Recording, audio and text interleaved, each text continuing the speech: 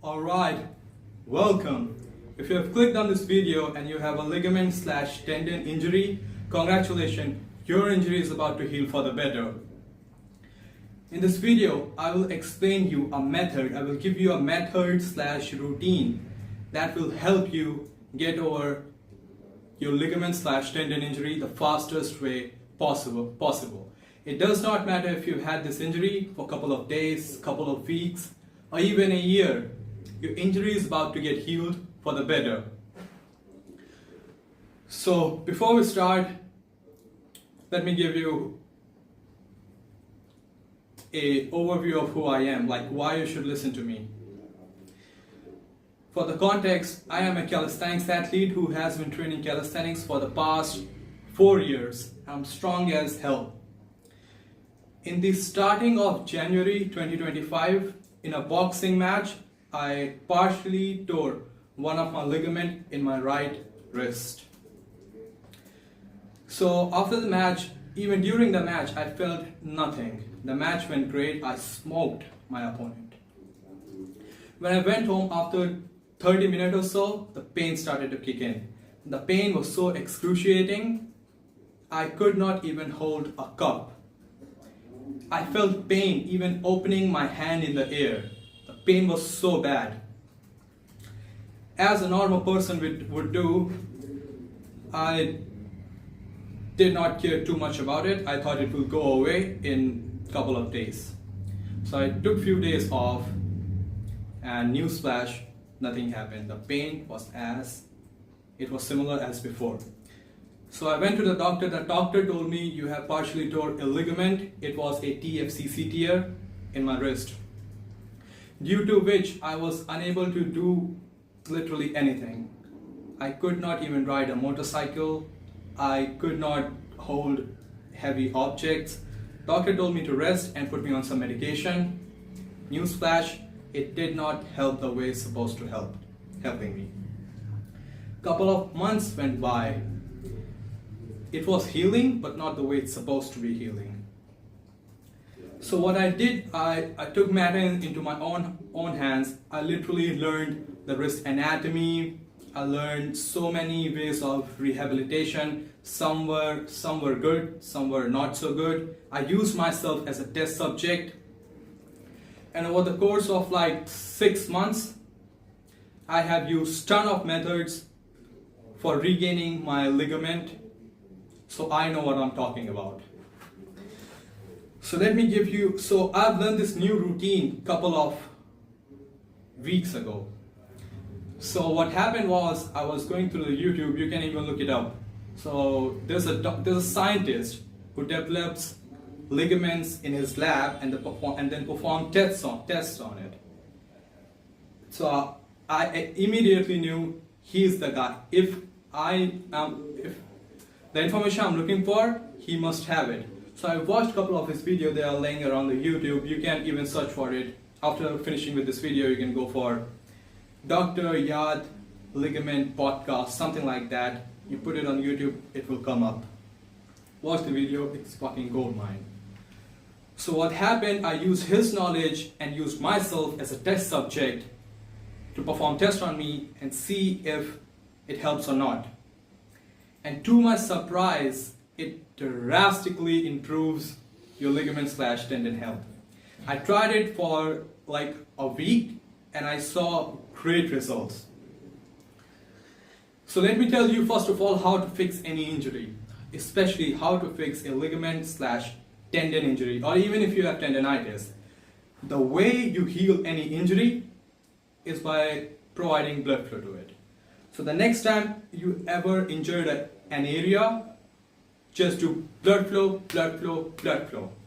Because what happens with ligaments and tendon is they do not get enough of blood flow. So what blood flow essentially does is it brings nutrients to the injured area. And ligaments and tendons do not have enough blood flow in them. So what we need to do for that, we need to provide those injured area blood flow. The way you provide blood flow to that area, by moving that area, doing something with that area. So the most common way of rehabilitation is dynamic movements. Let's say you injured something, you injured a wrist. Your physiotherapist, anyone, or even yourself, you will try to do rehab by moving the area or by lifting something very light. So this is the way most people do. But in this method, I will tell you another way which is far more efficient. So let me give you an example. Let's say you partially tore a ligament in your bicep. Yeah. So what most people do, they will start for the rehab, they will start doing some normal curls just with the arm, or even with 1 kilogram, 1.5 kilogram, 2 kilogram, something like that, which is nice. What happens when you do this, blood flow goes in, it brings all the essential nutrients your ligament needs to heal properly, and also it what's that word I'm looking for adaptation. It adapts the injured area to bear the load again. That's what happens. But here's we run into an issue. Whenever we get an injury in an area, our body do something called stress shielding. Let me help you with this with an example of a visual representation. This is my beautiful drawing of a healthy tendon/ligament. So when you put load on this, the load goes equally through each tendon/ligament fiber. Now this is what happens when an injury happens. This is you partially tore a ligament/tendon. Now watch it carefully. Now when I still put load on this, what happens? The load is still going through that area. But what's happening is the load is not going through this area anymore. This is called stress shielding. Your brain is pretty smart. Your brain does not allow the load to go through this area, of course, to protect this area. But this also stops this area to hit an adaptive response. Also stop this area to get major amount of blood flow. They do not get as much of blood flow as these healthy areas getting. So for that, what we do is, instead of doing, because when I do this, the load go through the healthy area, but we want the load to go from the injured area, from this area as well. So for this we do isometric holds. And what isometric hold does is following. When you hold a position for a longer period of time, your healthy areas start to get tired, starts to wear off a little. So the healthy area says to the injured area, you know what, I'm tired, why not you take a little bit of load as well. So when you hold an isometric position, this is what happens. See, the load is going through the area, the load is going through the area, it's going through the area, it's going through the injured area again. Now do not freak out because this just broke. Now you will think, oh my god, is this the same thing happened to my ligament? No, because your ligament won't be broken down like the paper does. So what will happen when you hold a position, isometric position, for a longer period of time, the load will start to go through the injured part, which is a good thing. First of all, it takes shit ton amount of blood, which again we've talked about it. Blood bringing the essential nutrients to heal the area. And also, it will hit a adaptive response, because as capable, as adaptive the human body is, trust me, when you put load on that area, it will adapt to the load provided to it. So this is what you do. So if you have an injury, and you're performing dynamic movements. That's all good. You need those dynamic movements as well. But I want you to add another session of an isometric hold. And the way you do this routine is following. You hold a position for 30 seconds or so, then you give a 2-minute rest in between, and you perform 4 sets of it. Alright? And also, you need to perform this every single day.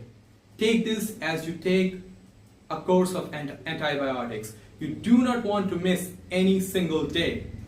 This is very important for you to being consistent in this. You do not want to leave a single day without going through this routine. Let's say I had a wrist injury, so I'm going to explain you, taking that as example. So how I perform. I go into a push-up position, or I go into a pike push-up position, and I hold that position for 39 seconds. I take 2 minutes of rest, then I hold the position again for 30 seconds. I do total 4 sets of this. So this one was for a pulling movement. Fast forward, after 8 hours or so, I perform another session of it. So in a single day, I do 2 sessions of it. And I also do my dynamic rehabilitation as well. Let's say knee push-ups or normal pull-ups basically, or push-ups on the parallettes. So you want to do your dynamic movements, and you can also do this routine, this isometric hold routine for every single day, and you can do twice a day as well, as long as you are keeping a nice amount of distance between them, let's say 8 hours or so. So this is how it's going to be. You doing an isometric hold in the way I just taught you. And you will also be doing your dynamic movements.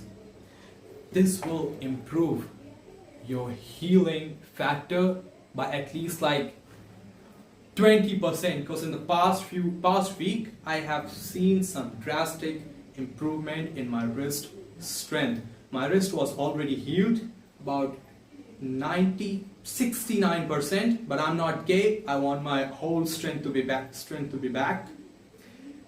So I was keep looking for methods and routine, how to fix it. That's when I came across this guy, and this guy has helped me for the better. Now, a few more things. You do not want to apply progressive overload to it, because as an athlete, every single one of you will be thinking, alright, first I will hold a push-up position, then I will put 20 kilogram weight on me. Do not do that. You need to stick with one routine for at least 2 weeks, because we do not trying to do progressive overload. We are just trying to provide the area blood flow and some little bit of load going through that area to hit an adaptive response. Do not do a progressive overload.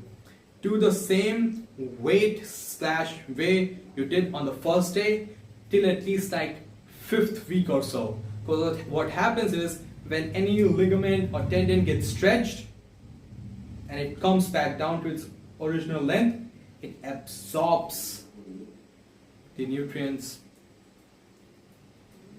around it. So you do not want to grow crazy on this. For the progressive overload, you have your dynamic movements. You can do progressive overload there.